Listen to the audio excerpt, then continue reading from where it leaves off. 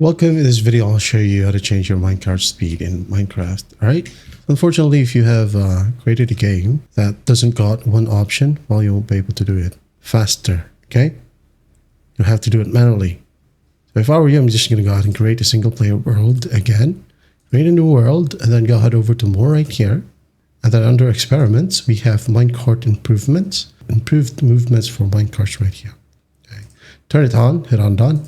And game right here, change it however you want, and then create a new world. Okay. And then after that, you can go ahead and test it out.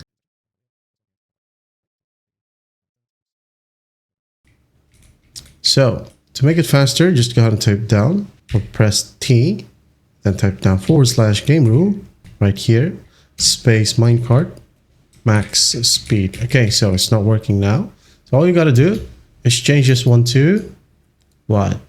Game rule, max underscore minecart. There you go.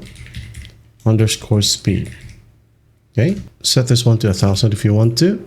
1 is default and 1000 is the fastest. Just hit on enter. And just make sure, of course, that you use those powered rails. Okay.